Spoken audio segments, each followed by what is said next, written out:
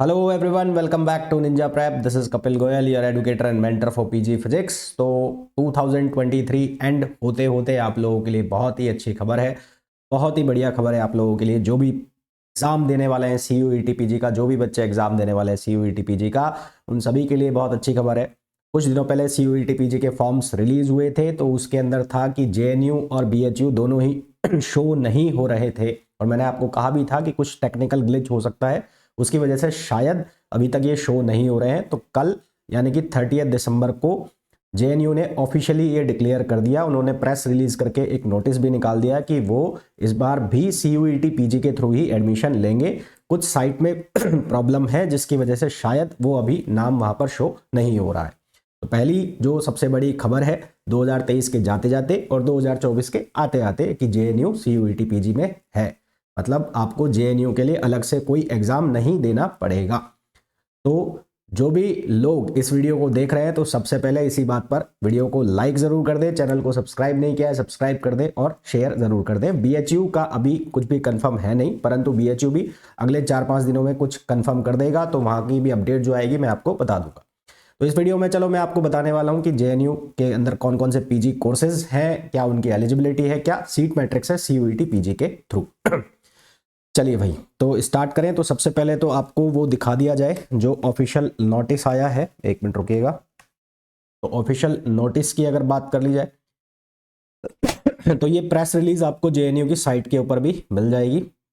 उसमें साफ साफ वहां पर मेंशन है, ये दिखाया गया है कि जो जेएनयू में 2024-25 में एडमिशन होने हैं वो भी किसके थ्रू होने, सीयूईटी पीजी के थ्रू होने। जेएनयू की साइट पर ये आपको मिल जाएगा, ऑफिशियली ये नोटिस वहां पर डला हुआ है। ठीक है, तो एक चीज तो आपकी कंफर्म हो गई है कि सीयूईटी पीजी के अंदर जेएनयू भी अब है, बीएचयू भी थोड़े दिनों में आ जाएगा, वेट करो। बात कर लेते कोर्सेज की, कौन कौन से कोर्सेज हैं। तो बहुत सारे कोर्स यहाँ पर अवेलेबल है सीयूईटी पीजी के थ्रू। जैसे कि पहला जो है, इस यहाँ पर बहुत सारे स्कूल्स बने हुए हैं। तो एक है स्कूल ऑफ इंटरनेशनल स्टडीज, उसके अंदर कौन कौन से कोर्स चलते हैं। एक चलता है पॉलिटिक्स, जिसको स्पेशलाइजेशन है जिसमें इंटरनेशनल स्टडीज में, कोड है उसका PISM। उसके लिए जो एलिजिबिलिटी है, bachelor degree in any discipline under 10+2+3, pattern of education with at least 50% marks. दूसरा जो कोर्स है international relation in and area studies IRAM।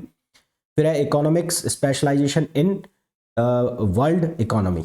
तो ये 3 कोर्सेज है स्कूल ऑफ इंटरनेशनल स्टडीज के अंदर। अब जो इकोनॉमिक्स वाला कोर्स है उसकी क्या स्पेशलाइजेशन है या उसकी एलिजिबिलिटी क्या है, bachelor degree with 50% marks in aggregate in the following subjects, economics honours with mathematics as a subsidiary subject, और mathematics honours with economics as a subsidiary subject, और statistics honours with economics and mathematics as a subsidiary subjects. यानी कि जो statistics वाले हैं वो भी ये फॉर्म भर सकते हैं, ये कोड के लिए अप्लाई कर सकते हैं, मैथमेटिक्स वाले भी कर सकते हैं, पर इकोनॉमिक्स उनका एक सब्सिडरी सब्जेक्ट होना चाहिए।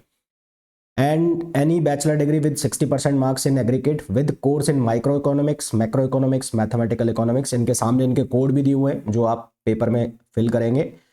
जो इनके कोड है वो यहाँ पर मेंशन है, वो आप देख सकते हैं। उसके बाद लाइफ साइंस का जो स्कूल है, स्कूल ऑफ लाइफ साइंस, उसके अंदर कोर्स है इस लाइफ साइंस, जिसके लिए जो एलिजिबिलिटी है वो है, कोड जो कोर्स है वो लाइफ साइंस का है SLSM नाम से, और एलिजिबिलिटी है बैचलर इन बायोलॉजिकल, फिजिकल और एग्रीकल्चरल साइंस और biotechnology under the 10+2+3 pattern of education with at least 55% marks. Code जो इसका चलेगा वो SCQP17 चलेगा, है ना, SCQP17 ध्यान रखना, SCQP17। कंप्यूटर साइंस का जो स्कूल है वहाँ पर कोर्स जो अवेलेबल है कंप्यूटर साइंस एंड टेक्नोलॉजी और डेटा साइंस। और कंप्यूटर साइंस एंड टेक्नोलॉजी के लिए जो एलिजिबिलिटी है, master degree in computer science, mathematics, statistics, operation research, any branch of science, master of computer application, bachelor degree in any branch of engineering with 55% marks. Same कहानी इसके case में, data science के case में भी है। फिर अगर हम स्कूल ऑफ फिजिकल साइंस की बात करें तो यहाँ पर 3 कोर्सेज है, फिजिक्स, केमिस्ट्री, मैथमेटिक्स। जो BE BTech वाले बच्चे हैं वो भी यहाँ पर अप्लाई कर सकते हैं। इंजीनियरिंग वाले बच्चे जो हैं, पर उनका जो CGPA है आउट ऑफ 10 6 होना चाहिए। इसी तरह से अगर बैचलर डिग्री किसी ने की हुई है तो 55% के साथ उनकी बैचलर डिग्री होनी चाहिए। और BSc पास कोर्स यहाँ पर है। BSc फिजिक्स के लिए जो एलिजिबिलिटी है उसमें विद फिजिक्स और मैथमेटिक्स सब्जेक्ट उनके होने चाहिए, bachelor degree with physics mathematics as main subject. ऐसा नहीं है कि किसी के पास मैथमेटिक्स नहीं है, या किसी के पास BSc फिजिक्स ऑनर्स है तो वो भी चलेगा। BSc पास कोर्स में पास कोर्स में मैथमेटिक्स आपके पास एक सब्जेक्ट होना ही होना चाहिए, ये बात को अंडरलाइन कर लेना। इसी तरह से केमिस्ट्री में केमिस्ट्री ऑनर्स है तो ठीक है, उसके अलावा केमिस्ट्री एक मेन सब्जेक्ट होना चाहिए अगर आप बीएससी पास कोर्स से हैं। मैथमेटिक्स में आपके पास या तो मैथमेटिक्स ऑनर्स हो या फिर मैथमेटिक्स आपके पास एक सब्जेक्ट होना चाहिए। कंप्यूटेशनल और इंटीग्रेटिव साइंस में post graduate diploma in big data analytics, इसके लिए MSc BTech BE in physics, chemistry, mathematics, computer science, statistics, operation, ये कोर्स मांगे। कोड जो है इसका SCQP09, SCQP09। फिर है molecular medicine, school of molecular medicine, ये कोर्स है मॉलिक्यूलर मेडिसिन का। यहाँ पर जो अप्लाई कर सकते हैं बच्चे, उनकी एलिजिबिलिटी है bachelor degree in any branch of basic और अप्लाइड साइंस, और इसका भी जो कोड है वो वही है जो लाइफ साइंस का SCQP17, यानी कि SCQP17 से यहाँ पर आप 2 कोड के लिए अप्लाई कर सकते हैं, एक मॉलिक्यूलर मेडिसिन के लिए, एक लाइफ साइंस के लिए। और ये जो कोड है जो मॉलिक्यूलर मेडिसिन वाला है, इसमें एसएच कोई पर्टिकुलर कोई कॉम्बिनेशन नहीं है कि आपके पास बायोलॉजी हो, आपके पास मैथमेटिक्स हो, बस आपके पास बैचलर डिग्री होनी चाहिए साइंस में, चाहे वो मैथ से हो चाहे वो बायो से हो। फिर अगर हम बात करें तो जो आर्ट्स के कोर्स हैं जैसे इकोनॉमिक्स के लिए जो पैटर्न है या जो एलिजिबिलिटी है, bachelor degree in any discipline 50% marks, और मैथमेटिक्स जो 10+2 में आपके पास होना चाहिए। Modern history, medieval history, ancient history, इन तीनों के लिए 50% मार्क्स, और bachelor degree in any discipline. ऐसा कोई जरूरी नहीं है कि आपने बीएससी किया है या आपने बीए किया है, एनी डिसिप्लिन, और 10+2+3 का पैटर्न होना चाहिए आपका, और उसके अलावा 50% मार्क्स कम से कम आपके होने चाहिए। पॉलिटिकल साइंस के लिए bachelor degree under 10+2+3 pattern of education, 50% marks in social science and 55% marks for those who have bachelor degree in science and technology discipline. जिनके पास साइंस है और या जो बीई बीटेक से आया उनकी 55% होने चाहिए, और जो सिंपल बैचलर डिग्री करके जा रहा है यानी कि बीए ग्रेजुएट है, तो अगर उसको पॉलिटिकल साइंस में अप्लाई करना है तो 50% मार्क्स सोशल साइंस सब्जेक्ट में उनके होने चाहिए। ज्योग्राफी के लिए bachelor degree in any discipline under 10+2+3 pattern of education with at least 45% marks. Sociology में सेम कहानी, 45% मार्क्स। और फिर यहाँ पर डेवलपमेंट एंड लेबर स्टडीज, इसके लिए भी 50% मार्क्स मांगे 10+2+3 पैटर्न पर। अब अगर हम बात करें कि सीट मैट्रिक्स क्या है, तो सीट मैट्रिक्स की अगर बात करो तो MA in politics with specialisation in international studies, इसका जो कोड रहेगा सब्जेक्ट का PISM, जो JNU का फॉर्म भरोगे, जो बाद की बात है खैर।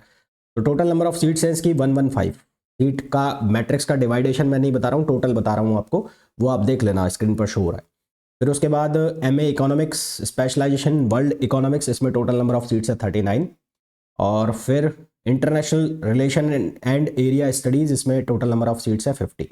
अगर हम बात करें MA इकोनॉमिक्स की, तो MA इकोनॉमिक्स में टोटल नंबर ऑफ सीट्स है 96। फिर अगर हम बात करें ancient history 31, medieval history 31, modern history 43।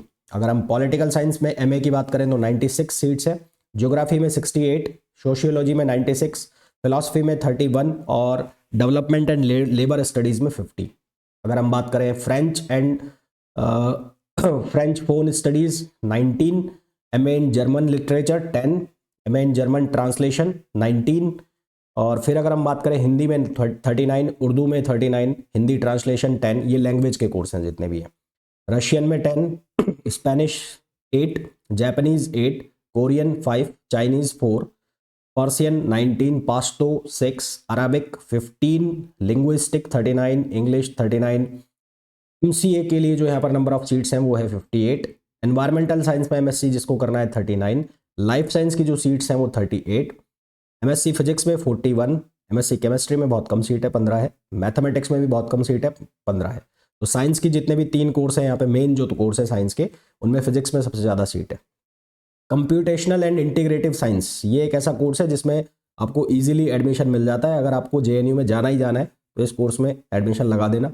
तो MSc इन कंप्यूटेशनल साइंस, इसमें जो सीट्स हैं वो है 9, ट्रैक 1 में, ट्रैक 2 में भी 9 है, और एक गेट बी के थ्रू होता है, उसमें आपको एडमिशन यहाँ से मिलेगा नहीं अगर आप CUET PG के थ्रू जाएंगे तो। आर्ट्स एंड एस्थेटिक्स, इसमें 29 सीट्स है। बायोटेक्नोलॉजी में नंबर ऑफ सीट्स हैं वो है 30। ये MSc बायोटेक्नोलॉजी गेट बी के थ्रू है, यहाँ से नहीं मिलेगा, ये CUET PG के थ्रू नहीं मिलेगा। मॉलिक्यूलर मेडिसिन में टोटल नंबर ऑफ सीट्स 10 है, ये भी गेट बी के थ्रू है, जो इसके ये गेट बी के थ्रू है, हाँ molecular medicine, sorry CUET PG के थ्रू है। बायोटेक्नोलॉजी ये CUET PG के थ्रू नहीं है, गेट बी के थ्रू है। मॉलिक्यूलर मेडिसिन 10 सीट्स, ये बता ही चुका मैं आपको। संस्कृत में 63 सीट्स, डिजास्टर स्टडीज 19। तो ये हो गया सीट मैट्रिक्स और जो कोर्सेज अवेलेबल है JNU के अंदर, जो आप यहाँ से परसू कर सकते हैं। अब आप कौन से कोर्स में है वो आपको देखना है।